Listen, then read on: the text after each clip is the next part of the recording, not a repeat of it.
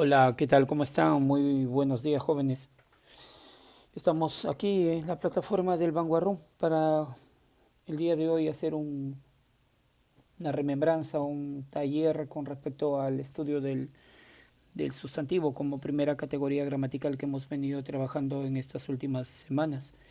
El sustantivo o nombre, que es aquella palabra que señala a los seres, sean estos personas, animales, cosas, objetos, sean reales o imaginarios.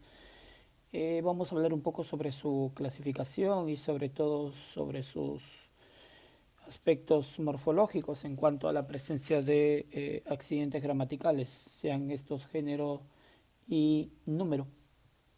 Entonces, ingresamos a el repaso del sustantivo en su tercera parte. ¿Ok? Pues bien, vamos a iniciar nuestra clase de esta sexta semana, sí, sexta semana de estudio. Ya tuvimos el examen mensual, ha habido muy buenos resultados, así que vamos a continuar con el repaso y con reconocimiento de algunas normas que ya hemos venido aprendiendo hasta la fecha.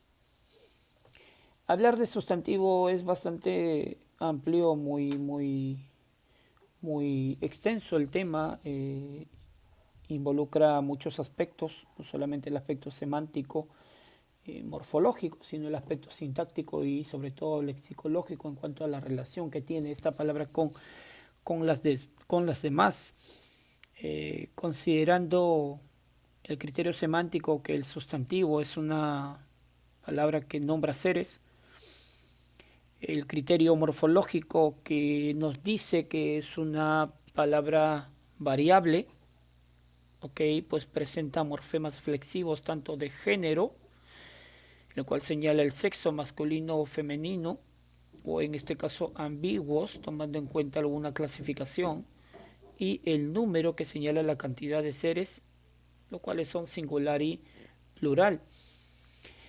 Es una palabra de inventario abierto, pues se pueden seguir agregando nuevos sustantivos, nuevos nombres a los ya establecidos.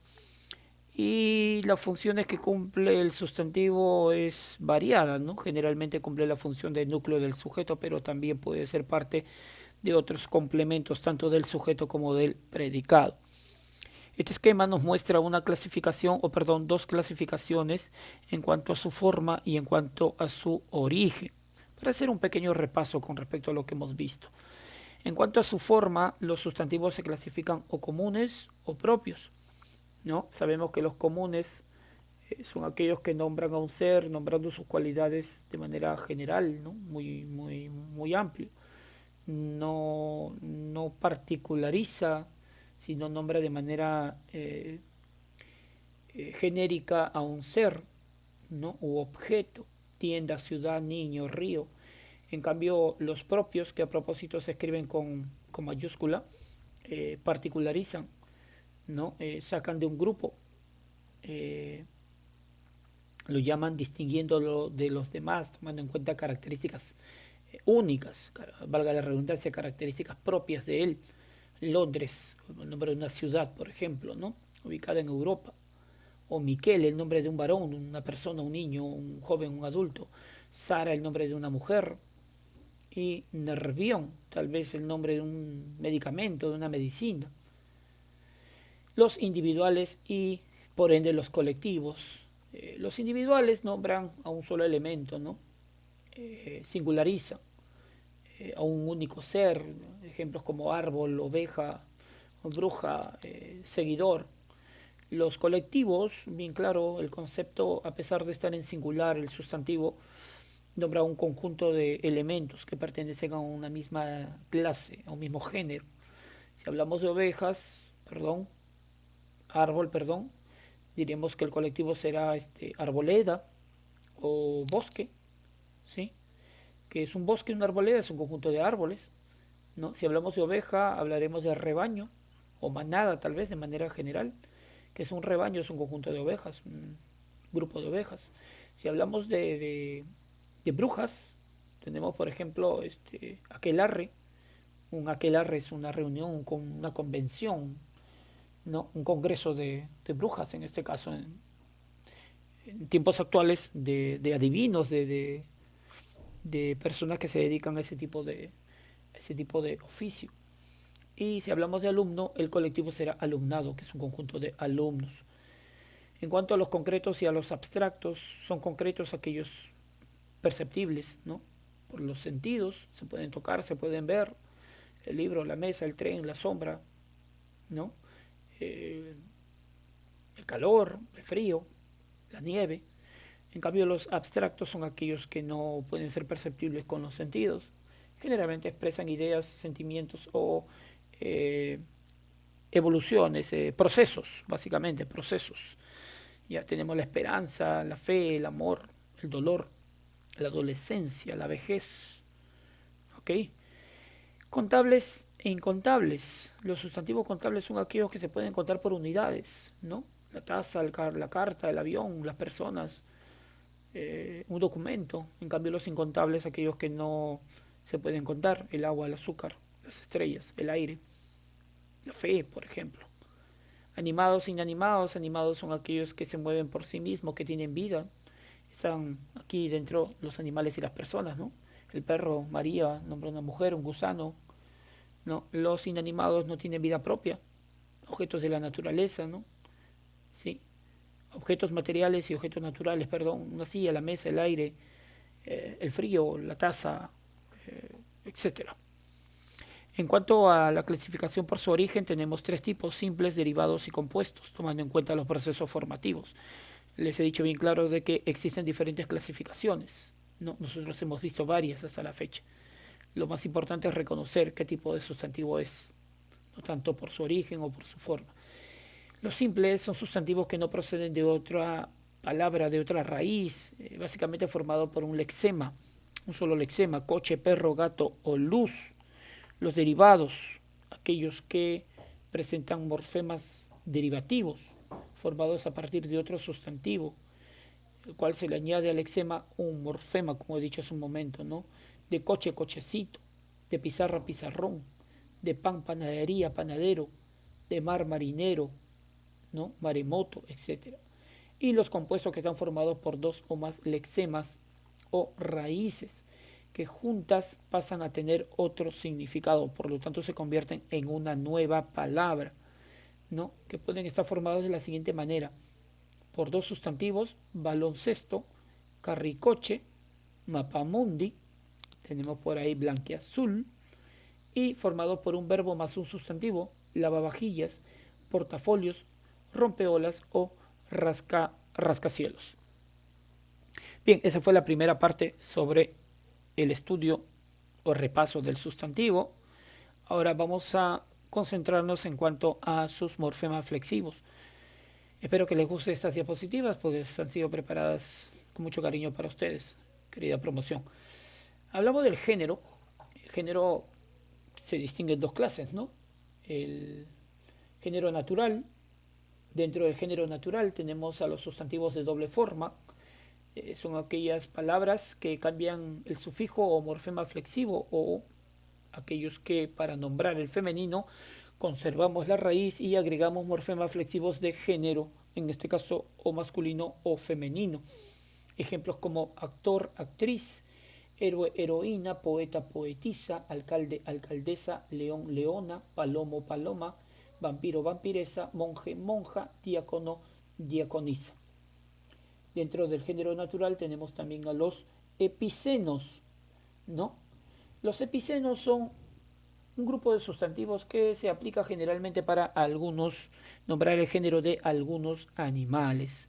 Aquí la palabra no sufre modificación en cuanto a la presencia de morfemas flexivos, muy por el contrario. Para nombrar el género tenemos la obligación de utilizar el adjetivo macho o hembra para indicar el sexo. Ejemplos como el cóndor macho, el cóndor hembra; la jirafa macho, la jirafa hembra; la tortuga macho, la tortuga hembra; la llama macho, la llama hembra; la serpiente macho, la serpiente hembra; el sapo macho, el sapo hembra; el águila macho, el águila hembra. Y como tercera clasificación dentro del género natural tenemos a los comunes de dos o por el artículo. El género de la palabra aquí es indicado gracias a la utilización del artículo determinante, sea el para masculino o la para femenino. Y estos son exclusivamente para aquellos nombres o sustantivos que señalan cargos u oficios, sean estos públicos o privados, ¿no? El amante, la amante, el espía, la espía, el dentista, la dentista, el oyente, la oyente, el periodista, la periodista, el cónyuge, la cónyuge. Los heterónimos, ¿sí? Dentro de los géneros naturales, son aquellos sustantivos que para nombrar el cambio de género tenemos la obligación de utilizar otra palabra, otro lexema, ¿ok? Cuando los dos géneros masculino y femenino son distintos lexemas. Ejemplos como toro, vaca, hombre, mujer, caballo, yegua, jinete, amazona, chivo, cabra, fray, zorro. Ahora vamos con esta segunda parte que es, según el género gramatical, sustantivos de solo una forma o de forma fija. Son sustantivos que no presentan la oposición masculino-femenino o, en todo caso, son aquellos que existen o en masculinos o en femeninos, pues no presentan cambio de género. Esto se aplica generalmente para cosas y objetos. Tenemos aquí un cuadro en cuanto a sustantivos con género masculino: el aguarrás, el lumbre, el avestruz. Lo estoy nombrando con el artículo para que vean la diferencia en todo caso y puedan salir de dudas con respecto al género original de estos sustantivos, ¿sí? El pus, el cortaplumas, el currículo, el odre, el caparazón, el áspid, el memorando, el calor y el tesón. En femenino, la agravante, la aguamarina, la comezón, la apendicitis, la dínamo, la apócope, la índole, la atenuante, la sartén, la armazón. Los sustantivos ambiguos. El cambio de género mediante el empleo de artículo masculino o femenino no implica variación de significado. O, en todo caso, los sustantivos ambiguos son aquellos que aceptan tanto el género masculino como el género femenino. Aquí algunos ejemplos: el mar, la mar, el azúcar, la azúcar, el tizne, la tizne, el margen, la margen, el tilde, la tilde, el pijama, la pijama, el internet, la internet. Los sustantivos homónimos, ¿sí?, son aquellos que al cambiarle de género, gracias a la utilización del artículo el o la, este alterará su significado. Es un caso opuesto a los heterónimos. Ejemplos como papa, ¿sí?, el papa masculino, autoridad eclesiástica; la papa en clara referencia al tubérculo, ¿no? El cometa como astro, la cometa como armazón o juguete en este caso, ¿no? El vista, agente aduanero; la vista, sentido; el corte, arte de cortar; la corte, tribunal de justicia. Pues bien, ahora hablaremos del número. Reglas para pluralizar. En primer lugar, el plural con la S vamos a aplicar a todas las palabras que terminen en vocal abierta a, e, u, o, ¿ya? Menos i, u con tilde. Ejemplos: oso, osos; calle, calles; gallina, gallinas; mamá, mamás; café, cafés; carné, carnés; pie, pies. El plural con el morfema flexivo es. En primer lugar, cuando el sustantivo termine en vocal cerrada i, u con tilde: ají, ajíes; tabú, tabúes; jabalí, jabalíes; maniquí, maniquíes; bisturí, bisturíes; zulú, zulúes. Aquí hay algunas excepciones, aunque se aceptan las dos: champús o champúes; menú o menúes; canesús o canesúes; y pirulís o pirulíes. Y el otro caso en los cuales agregaremos el morfema flexivo para el plural es cuando los sustantivos terminen en consonantes, excepto los sustantivos graves o esdrújulas terminados en S o X. Ejemplos como pan, panes, mar, mares, lápiz, lápices, flor, flores, cartel, carteles y ventanal, ventanales. Y por último, agregaremos el morfema flexivo es para el número cuando el sustantivo termine en Y, en este caso funcionando como vocal, pasará a cumplir las funciones de consonante. Ley, leyes, buey, bueyes, hay, ayes, rey, reyes y virrey, virreyes.